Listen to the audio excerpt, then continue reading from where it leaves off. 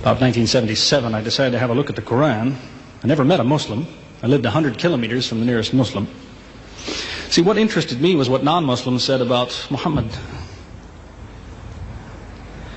There are books and books written about Muhammad that tell you, one thing we know for sure about this man, he had an outside source of information. One book I've got says the Quran was written by a committee, because they've established so well that there's information in there that an Arabian shouldn't have known. He must have had someone from the outside bringing him this information. So they say, one thing we know for sure, he had an outside source of information. Now, he said this book was a revelation. So they say, you see, he was a liar. He got it from somewhere, he put it in a book, and he gave it to someone, telling him it was from God. He was a liar. Other people write books and books on the subject of Muhammad, and they say, one thing we know for sure, he thought he was a prophet. He was crazy. Because they look at his life very carefully, and they see episodes like, for example, when he hid in the cave with Abu Bakr. He was running from the whole city who wanted to kill him, and he hid in the cave, and when the Meccans came running up to the cave to kill them, what did he say to his friend? Did he tell him, see if you can find a back way out of the cave? What he told his friend was, relax. He was telling him, I see what you see, but he said, God is with us, God will save us. So people on that basis, they say, you see, he thought he was a prophet. He thought God was with him because he said things like that. He wasn't a liar. They never seem to realize that one man can't be both. So you can't be a liar and a crazy man at the same time. If you think that an angel gives the words of God in your ear, and somebody says, I have a question for you, what does God tell you about this thing? I want to hear an answer tomorrow. If you're a crazy man, if you think an angel whispers in your ear, then you don't sit up that night thinking, what will I tell him tomorrow? What can I find? Who knows the answer? You're crazy. You think the angel will tell you the answer. You don't go and look it up somewhere. You see, you can't be a liar and a crazy man at the same time. You can be one or the other, or neither, but you can't be both. And you see, I read 2 non-Muslim biographies of Muhammad. One was by Rodenson, who's an atheist, who hated the man. But many interesting things come up about his life that I had to wonder about. One story that's told is that when he was an older man, he had a son named Abraham. The son died when the child was 2 years old. The same day the boy died, there was an eclipse of the sun. The sky went dark. And the Muslims came running to their prophet and said, look, it's a miracle. Your child died and the sky went dark in sadness. It occurred to me, see, if he was a crazy man, he'd probably believe what they said. He'd probably think, yes, it's a miracle. My child died, the sky is dark. Yes, it's a miracle. If he was a crazy man. If he was a liar, he would have taken advantage of it. He would have said, yes, right, my child died, the sky is dark, you tell everyone, it proves I'm a prophet. It's a miracle. But what did he do? He became angry with the Muslims. He told them that was nonsense. He was angry with them. How dare you say that? He said the sun and the moon are signs of God, and they don't worry themselves about the birth of a man or the death of a son of Muhammad. Doesn't look very crazy, doesn't look much like a liar. Now you have a third alternative, of course, which people tell you all the time. They say, no, he was not a liar. He was not a crazy man. He was deceived by the devil. Deceived by the devil. It's an interesting idea, but whatever you say, you better be ready to back it up.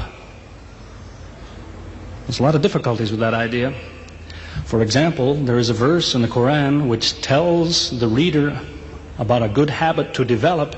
It tells him, before you read this book, always say, A'udhu billahi minash shaitani rajim, which means, I take refuge in God from Satan the rejected. Is this Satan who wrote this? Who said, before you read my book, ask God to save you from me? Is that Satan who wrote that? As Jesus said, if Satan is divided against himself, then his kingdom will fall. He's fighting against his own interests. So let me finish with a story that illustrates a point. As I said, there's many theories and many explanations around. Many explanations. But an explanation, something somebody tells you, is just so much air coming out of his mouth unless he has proof and unless he offers you something that you can use to falsify it. You see, there's many theories of how do the planets go around the sun and how do the stars burn and all the rest of it. Many theories. Most of them are just so much wind. Scientists pay no attention to them because they don't contain something that could be checked to prove it false. You see, Einstein was considered an intelligent man because when he offered his theory in 1905 and again in 1915, he didn't just offer a theory, he said, here's 3 ways to prove I'm wrong. Now it's worth listening to. He's told me, here's 3 different things you can do. If you can do this, I'm wrong. Here you are. Is there anything like that in Christianity? Has the Christian ever said, you want to prove I'm wrong? All you have to do is this. Has he ever done that? The Quran is filled with that kind of thing. Filled with it.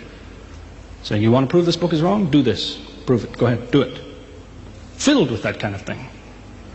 There's an example of it that made a big impression in its day, during the lifetime, 14 centuries ago, of the Prophet of Islam. You see, he had an uncle named Abu Lahab. That was his nickname, Abu Lahab. This man hated Muhammad. He hated anything the man said.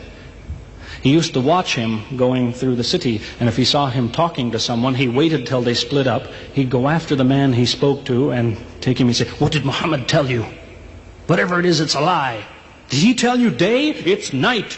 Did he say black? It's white. Exact opposite. Whatever he heard the Muslims say, he said the opposite. That was the way his mind worked. There's a little chapter of the Quran called Lahab, and it says about this man that he'll never change. It condemns him to hell, Jahannam. You see, if the man had ever become a Muslim, the Muslims would believe, well, now he's not condemned anymore.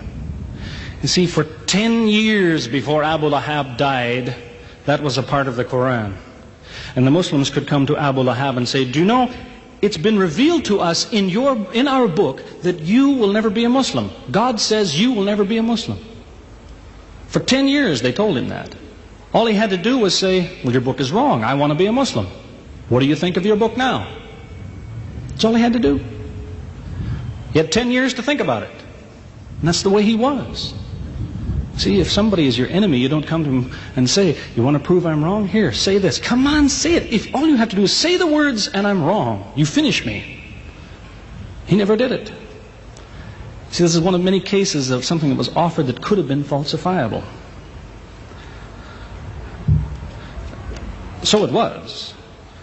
As I say, in 1978, after, how long would that be? 15 years of arguing with the church authorities, one place or another, I got the idea, I'm going to argue with some other people. I'm going to read the Quran, see how much of it is any good, pick out the true, pick out the false. Thought it'll take a few years, it'll take some serious study and so on. I read through it. About 3 days later, I finished it. I said, this is what I've been saying for 15 years. So I went to find some Muslims. I don't want somebody to feel you've been tricked into something. I haven't said anything about Christianity that isn't true. I haven't said anything about Islam that isn't true, unless it was a slip of the tongue or something. I'm simply trying to remind an individual, don't close your mind before it's too late. Don't make up your mind before you have all the facts. Most people who used to be Christians and become Muslims will tell you, I am a better Christian than I used to be. Now I follow Christ. I didn't before. That's what I would tell you. The Bible says Jesus told his disciples, when you greet one another, let your greeting be, peace be with you. He set the example. Peace be with you. Who says that today? Christians? Once in a great while, maybe. Muslims, whether they speak Arabic or not, they say, Salaam alaikum. Peace be with you. Jesus, when he prayed in the Garden of Gethsemane, put his forehead on the ground. Who prays like that? Christians or Muslims? Jesus used to fast for more than a month at a time. Who fasts today? Christians or Muslims? who really is trying to imitate Jesus. Somebody said to me before coming in here, they said, the Muslims make Jesus out, they insult him and so on and so on. How, possibly, do they insult him? They lift him up. Up. They can't tolerate anything bad said about him. They would just as quickly tell you that, they say Muhammad Rasulullah means Muhammad is the messenger of God. They will just as quickly say Isa, Jesus, Isa, Rasulullah, no problem. Just as quickly tell you that, because it's true. They occupy the same place. If God himself wants to make distinctions among his prophets, that's his business, not ours.